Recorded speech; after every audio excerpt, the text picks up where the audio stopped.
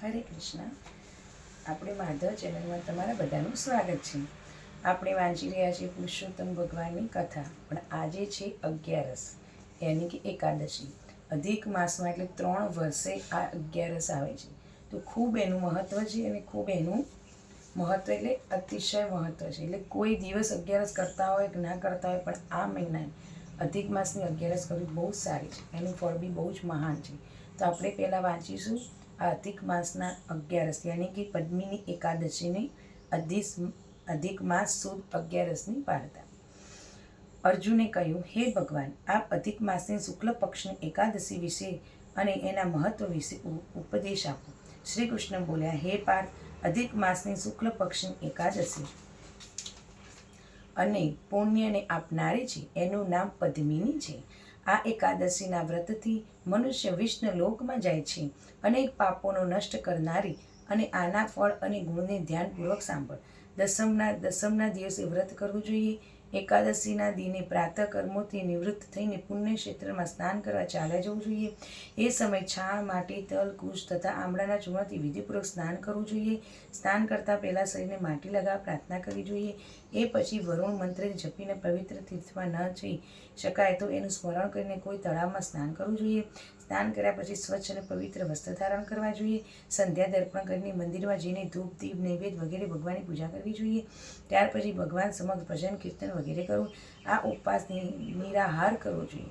જો મનુષ્યને નિરાહાર કરી શક્તિ ન હોય તો એને જલપાન કે અલ્પાહારથી વ્રત કરવું જોઈએ અને રાત્રે જાગરણ કરી ભગવાનનું સ્મરણ કરવું જોઈએ. હવે એનો મહિમા સાંભળો. કીર્તિવીર્ય નામનો એક રાજા હતો. એ રાજા તેની પત્ની 100 પત્ની હતી અને એમાંથી કોઈને પણ રાજ્ય સંભાળી શકે એવું યોગ્ય પુત્ર ન હતું. ત્યારે તેણે આદરપૂર્વક પંડિતને બોલાવીને પુત્ર પ્રાપ્તિ માટે યજ્ઞ કર્યો, પણ બધું અસફળ રહ્યું. જેમ દુઃખીની માણસને ભોગ નીરસ લાગે છે, એ જ રાજે પોતાનું રાજ્ય પુત્ર વિના દુઃખમય પ્રતીત થવા લાગ્યું. અંતમાં રાજા તપ દ્વારા સિદ્ધિ પ્રાપ્ત થશે એ વિચારીને તપ કરવા માટે વનમાં ચાલી ગયો. એની પત્ની હરિશ્ચંદ્રની પુત્રી પ્રમદા અને વસ્ત્ર અલંકારનો ત્યાગ કરીને પોતાના પતિ સાથે ગંધમાન પર્વત પર ચાલી ગઈ. એ સ્થાન પર બંનેને 10,000 વર્ષ સુધી તપસ્યા કરી, પરંતુ તેમ છતાં સિદ્ધિ પ્રાપ્ત થઈ નહીં અને રાજાના શરીરમાં ફક્ત હાડકાં જ રહ્યા. આ કોઈ પ્રમાદને વિનય સહિત મહાસતી અનસુયાજીને પૂછ્યું, તપસ્યા કરતાં કરતાં મારા પતિને 10,000 વર્ષ થઈ ગયા, પરંતુ હજી સુધી ભગવાન પ્રસન્ન નથી રહ્યા, જેનાથી અમને પુત્ર થાય. આનું કારણ શું છે? આ સાંભળીને અનસુયાજી બોલ્યા, અધિક માસ કે જે 36 માસ પછી આવે છે, એના 2 એકાદશી આવે છે. આવામાં આવનારી શુક્લ પક્ષની એકાદશીનું નામ છે પદ્મિની અને કૃષ્ણ પક્ષની એકાદશીનું નામ છે પરમાં. એના વ્રત અને જાગરણ કરવાથી ભગવાન તમને ચોક્કસ પુત્ર આપશે. ત્યાર પછી અનસુયાએ વ્રતની વિધિ બતાવી. રાણીએ અનસુયા દ્વારા જણાવેલા વિધિ પ્રમાણે એકાદશીનું વ્રત અને રાત્રિ જાગરણ કર્યું.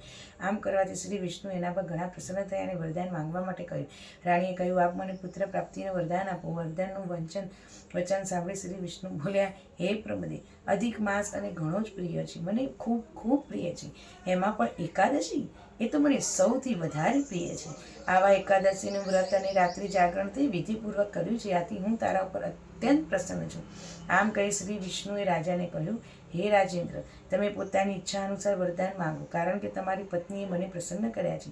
ભગવાનની મધુર વાણી સાંભળી રાજા બોલે, હે ભગવાન, આપ મને સૌથી શ્રેષ્ઠ બધા દ્વારા પૂજિત અને આપના સિવાય દેવ, દાનવ, મનુષ્ય વગેરે દ્વારા અજય ઉત્તમ પુત્ર આપો. શ્રી વિષ્ણુ તથાસ્તુ કહી અલોપ થયા. ત્યાર પછી રાજા રાણી પોતાના રાજ્યમાં પાછા આવ્યા અને ત્યાં ઉત્પન્ન થયેલા કાર્તવીર્ય પુત્ર અજય હતો, જેણે રાવણને પણ કેદ કર્યો હતો. આ બધો પદ્મિની એકાદશીનો વ્રતનો પ્રભાવ હતો. આ પ્રમાણે તમે સાંભળ્યું કે કેટલું જ એકાદશીનું મહત્વ છે, કે આ 3 વર્ષે જે આવે છે અધિક માસ, એની એકાદશી. એટલે આપણે આ 11 3 વર્ષે આવે છે, તો આપણે આ 3 વર્ષે આવતી 11નું અવશ્ય પાલન કરવું જોઈએ. જેટલું બને એટલું ભક્તિ દાન કરવું જોઈએ અને વાર્તા કથા સાંભળવી જોઈએ. હવે આપણે વાંચીશું પુરુષોત્તમ મહત્વ અધ્યાય 11. સુતજી બોલે, આશ્રમ છોડીને નીકળેલી પુત્રી મેઘાવીએ 9,000 વર્ષ સુધી ભયંકર તપ કર્યું. તેના તપથી ઇન્દ્રિય જોવાની પણ ચિંતા થવા લાગી. જ્યારે તેના તપથી પ્રસન્ન થયેલા ભગવાન શંકર પણ પ્રકટ થયા. ચર્મચક્ષુથી ન દેખાય એવા રૂપ દર્શન કરાવી ભગવાનના દર્શનથી પુત્રી મેઘાદી આનંદ પામીને સ્તુતિ કરવા લાગી.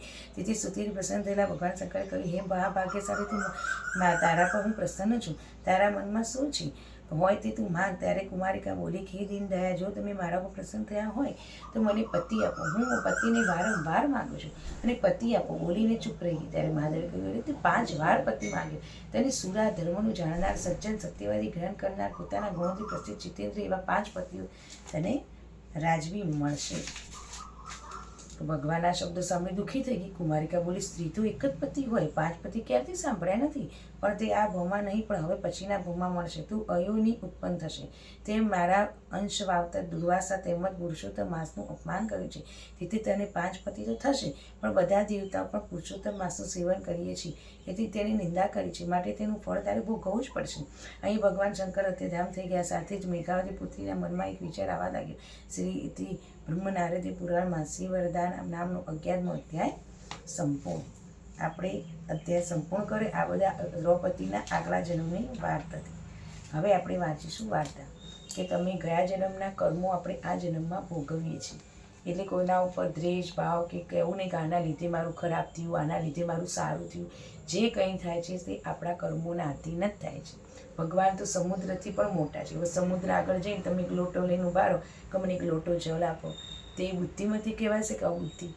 કે ભગવાન તો સમુદ્રથી વિશાળ છે, આટલું બધું આપવા બેઠા છે, તમે આટલું માગો એટલે ભગવાન પર છોડી દેવાનું કે પ્રભુ મારા માટે જે સારું હતું કરજે. ભગવાન હંમેશા પોતાના પુત્રનું સારું જ કરે છે. હવે આપણે વાંચીશું વાર્તા 11. મૌનનો મહિમા. અને અવંતી નગરીમાં એક પવિત્ર બ્રાહ્મણ રહેતો હતો. તેનું નામ વેદ શર્મા. તે સદા ધર્મમાં રાત્રોપચો તપ કરતો. તેથી તપસ્વી તરીકે તેની ખ્યાતિ હતી. અતિ તપ કરવાથી વેદ શર્માને દેહ દુર્બળ બની ગયો હતો અને પણ તે વ્રત નિયમિત ચૂક્યો નહીં. એક વેળા પવિત્ર પુરુષોત્તમ માસ આવે. ભાવિક સ્ત્રી પુરુષો નદીએ નાહવા જાય. પુરુષોત્તમ માસમાં ઉજવણું ફળ અધિક છે. તેથી વેદ શર્માએ પુરુષોત્તમ માસમાં ઉપવાસ કરવા વિચાર્યું, પરંતુ તેનામાં એટલી બધી શક્તિ નહોતી કે કોઈ સંજોગમાં મોઢું બાંધ્યું રહી શકે ન હતું. એવું પણ નાળું મળે પણ ટાળું મળશે નહીં. અવસરના ગીત અવસરે જ ગવાય નહીં. બ્રાહ્મણો તે ઉપવાસ કરવાનો પાકે સંકલ્પ કર્યો અને પહેલા દિવસે તેણે કશું ખાધું નહીં, પણ રાતના તેનો જીવ મૂંઝાવા લાગ્યો. પહેલા દિવસે આવું થયું હતું તો હવે આખો મહિનો કેવી રીતે કાઢીશું? બ્રાહ્મણે જે વિચાર કર્યો, જો ઉપવાસ નહીં કરું તો મને તેનું ફળ ક્યાંથી મળશે? તો માટે જમવાનું થશે તો ઉપવાસ ચાલુ જ રાખવો પડશે. એનાથી શરીર તેનાથી બની શકે તેમ ન હતું. એટલે એને ધર્મ પ્રત્યે શું લાગણી હતી, તેણે મન મૂંઝન બંધ રાખ્યું. એને આખી રાત બ્રાહ્મણે પુરુષોત્તમ ભગવાનની ભક્તિ કરવામાં પસાર કરી. તેનો ધર્મ પ્રત્યે પ્રેમ અને શુદ્ધ ભક્તિ જોઈ પાછલી રાત પુરુષોત્તમ પ્રભુ તેને સપનામાં દેખાડી દીધું અને બ્રાહ્મણના માથે હાથ રાખીને કહેવા લાગે, હે ભક્ત, તારાથી ન થઈ શકે એવું વ્રત તે આદર્યું છે. એ દિવસમાં ઉપવાસથી તારા હોશ તો ભૂલી જાય, એટલે તારાથી ટકી શકવું એ મુશ્કેલ છે. વ્રત સંકલ્પ એને ભાગતા તેમાં મોટો દોષ. વ્રત ઉપવાસ થાય તો જ કરવા, નહીંતર તો ઉપાડવા નહીં. ભક્ત, તારું તપ જોઈને મને હૃદયથી પ્રસન્ન થઈ તારું વ્રત જળવાઈ રહે એવો રસ્તો બતાવવા આવ્યો છું. આ પુરુષોત્તમ માસમાં જે મૌન પાડે તે ખાય તો પણ તેને ઉપવાસનું ફળ મળે છે. માટે તું મૌન વ્રત નિર્ધાર. મૌન આખો દિવસ રાખવાનું. જે ભાવિકો સ્નાન કરીને વેળા અને ભોજન સમયે મૌન પાડે છે તેઓ તેજસ્વી, ધનવાન અને આયુષ્યમાન થાય છે. આટલું કહી પુરુષોત્તમ પ્રભુ સપનામાંથી અંતર્ધામ થઈ ગયા. બ્રાહ્મણનું સપનું પૂરું થયું ને ઝબકી ઉઠ્યું. તેને સપનામાંથી વાત યાદ હતી, તેથી મૌન વ્રત લીધું અને તે દિવસે જ સપનામાં મને ભોજન સમયે તે કશું બોલ્યો નહીં. ભોજન કર્યા પછી પણ તેના શક્તિ આવી, તેથી ભક્તિ પણ સારી થઈ. પ્રભુએ બતાવ્યા પ્રમાણે બ્રાહ્મણે આખો પુરુષોત્તમ માસ સ્નાન કરી ભોજન સમયે મૌન પાડીને પસાર કરી નાખ્યો અને યથાશક્તિ ધ્યાન કર્યું. તપસ્વી બ્રાહ્મણની શ્રદ્ધાપૂર્વક ભક્તિ પુરુષોત્તમ ભગવાન તેના પર પ્રસન્ન થાય. તેઓ પ્રકટ થઈને બ્રાહ્મણને કહેવા લાગ્યા, હે પ્રિય, તારી ઈચ્છા હોય તે માંગી લે. આજે હું તારો પ્રસન્ન છું, માંગ માંગ. ભલા બ્રાહ્મણ જનસેવાના શુભ અવસરથી કહ્યું, પ્રભુ, મારા હાથેથી દુઃખ પાળોનું માણસોનું કલ્યાણ થાય તે માટે તમે મને શક્તિ સાથે ભક્તિ આપો અને એવું બળ આપો કે હું તન, મન અને ધનથી પ્રાણી માત્રની સેવા કરી શકું ને વૈકુંઠમાં મારો વાસ થાય. તથાસ્તુ કહી પુરુષોત્તમ પ્રભુ અંતર્ધામ થઈ ગયા. બ્રાહ્મણીએ જન કલ્યાણ માટેની શુભ ભાવના હતી.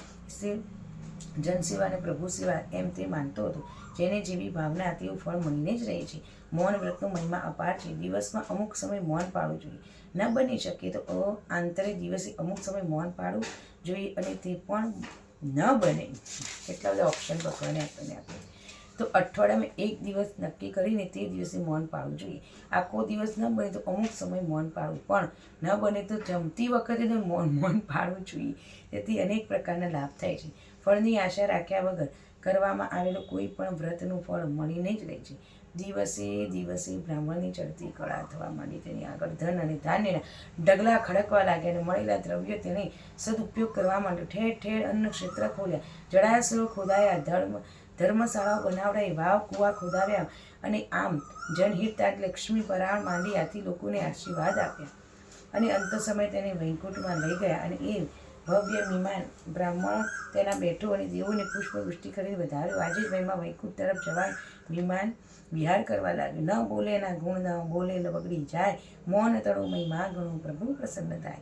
બ્રાહ્મણના એક દિવસના મૌન વ્રતનું ફળ ઇન્દ્ર રાજાને વૃત્રાસુર વધ માટે માંગ્યું, એટલે આ પરલોકમાં બ્રાહ્મણની કીર્તિ ફેલાવા લાગી. બોલો શ્રી કૃષ્ણ કનૈયા લાલ કી જય. મૌન વ્રતનો કેટલો મહિમા છે. મારા બી મૌન વ્રત પાડવું બહુ મુશ્કેલ છે, પણ જમતી વખતે કમસે કમ 2:11 છે, અમુક ટાઈમે મૌન વ્રત પાડવું ખૂબ સારું છે. અને ભગવાને જો પૈસા આપ્યા હોય તો આવી રીતે સારા કામે વાપરવા, લોક કલ્યાણ માટે વાપરવા. બસ એમને તિજોરીમાં ભેગા જ કરવા. ઉપર જઈશું કશું જોડે આવવાનું નથી. કરેલા તમારા સદકર્મો અને કોકના આશીર્વાદ, જેની આંતરડી ઠારી હશે એ જ આવવાનું. એટલે મારે બધાને વિનંતી છે, ભક્તિ દાન કરો. જરૂરતમંદને પૈસા, જન, અન્ન, દાળ, વસ્ત્ર જે બની શકે, જેને જે જરૂર છે તે આપો. અને પુણ્ય કમાવાનો એટલો સુંદર લાવો છે એ પૂરો કરો. જય હરે કૃષ્ણ.